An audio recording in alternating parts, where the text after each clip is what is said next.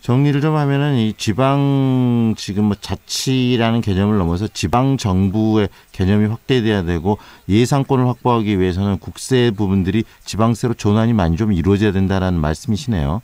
네, 그렇습니다. 네. 그런데 일부에서는 또 이런 이야기를 하거든요. 이 지역 분권, 지방자치를 우리가 해왔지만 실질적으로 우리 이 국가적 시스템 속에서 이 지방자치를 하면 할수록 지역 간의 어떤 뭐 격차만 더 벌어질 것이다. 차라리 중앙 집권적인 시스템이 더 적절하지 않느냐라는 그런 지적을 하는 사람도 있더라고요. 그 부분에 대해서는 뭐라고 말씀하실 수 있을까요? 그 말씀은 이제 지적 경도가 아니라 네. 다수 의견입니다. 그러니까 네. 지역민들의 다수가 그렇게 생각을 하세요. 네. 그래서 오히려 지방 분권의 가장 큰 그 장애 요소는 지역민들이 마음속으로는 중앙 집권을 더 선호하신다는 거예요. 네네네. 그것은 과연 우리가 지방 분권을 통해서 지방 자치를 했을 때 과연 지금보다 더 잘 살게 될 수 있을까에 대한 염려 아니겠습니까? 네네네. 그런데 아주 현실적으로 현재 우리나라의 중앙 집권제도 하에서 사실은 그 매우 호남 지역으로 좁혀본다면 네. 중앙 정부가 호남 지역에 유리하게 예산을 써오지는 않죠.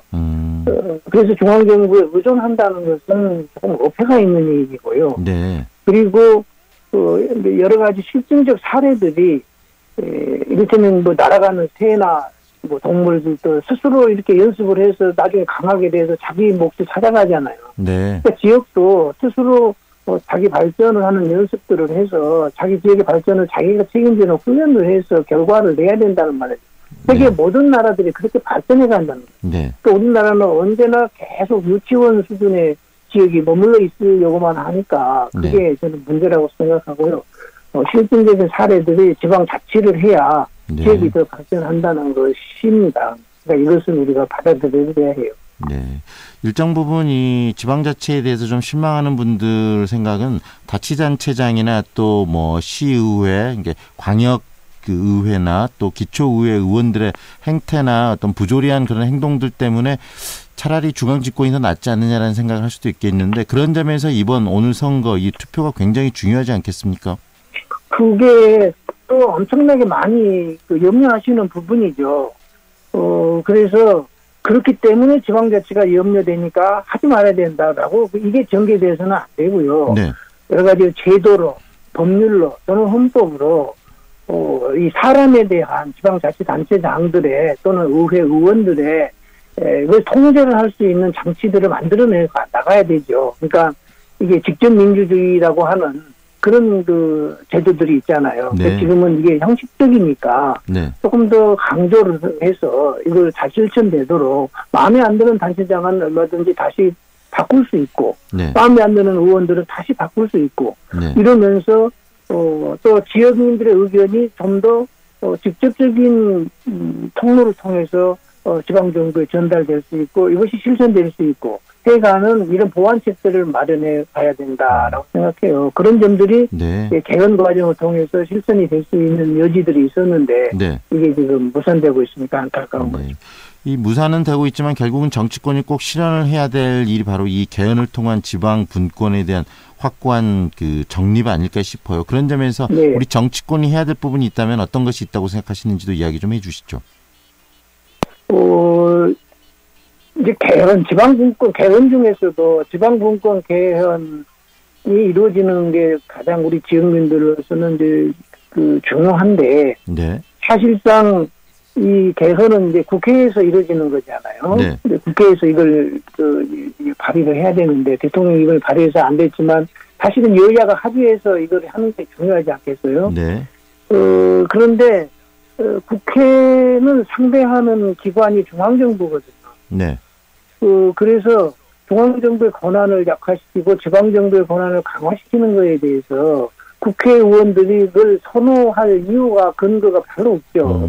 네. 그래서 여러 가지 체면상 지방분권 찬성한다, 지방자치 중요하다라고 말씀들을 하시지만 국회의원들께서 네. 하지만 속내가 여야를 막론하고 이거 얼마나 흔쾌히 열심히 이거를 하겠습니까? 네. 그러니까 이렇게 할 때는 이런 식의 상황이 벌어질 때는 이제 지역민들이 강력하게 이것을 압박하는 수밖에는 없죠. 유권자들께서. 네. 그런데 아까 잠깐 언급이 됐습니다만은 우리 호남 지역의 분권 또는 자치해가지고 우리 지역이 잘 살 수 있겠냐는 염려 때문에 네. 이 강력히 압박하는 게 약하죠. 그런데 사실은 이제 이 지방 재정이라고 하는 게 잘 사는 지역에서 약간 좀 상황이 좀 안 좋은 지역으로 네. 재정을 조정할 수 있는 강력한 근거가 지방분권 개헌을 통해서 이루어질 수 있거든요. 네. 그래서 이런 것들은 그 염려를 좀 하지 않고 지방분권 개헌이 이루어지도록 유권자들께서 정치인들에게 압력을 행사하는 또 단체장들이 그것에 대해서 노력하는 이런 것들이 강력히 필요한 상황이라고 볼 수가 있겠어요. 그리고 교수님, 이 지방에 있는 유권자들, 시민들이 직접적으로 이 지역의 행정과 활동에 좀 정치 활동에 적극적으로 참여하는 것도 굉장히 중요할 것 같습니다.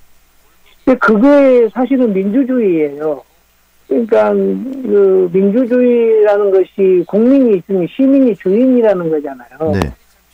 그러니까 그게 또 정치이고요. 그러니까 자기의 상황, 또 자기가 원하는 것을 지방정부의 정책에 반영하는 게, 그게 네네. 민주주의고 정치인데, 그거를 가능하도록 하는 게 직접 민주주의 제도의 보완이라는 거죠. 네. 그래서 지방행정이 이번에 당선되신 지방자치단체장들께서는 네. 지역민들을 행정에 참여시킬 수 있는, 네. 그래서 공론화를 같이 할 수 있는, 이거를 이제 협치제도라고 네. 부르잖아요. 네. 협치제도가 정착될 수 있도록 근거를 조례를 통해서 만들어 가야 될 거라고 생각을 해요. 네. 오늘 말씀 여기까지 듣겠습니다. 고맙습니다. 네, 감사합니다. 지금까지 지방분권 개헌 광주회의 상임의장을 맡고 있는 이민원 광주대 교수와 함께했습니다.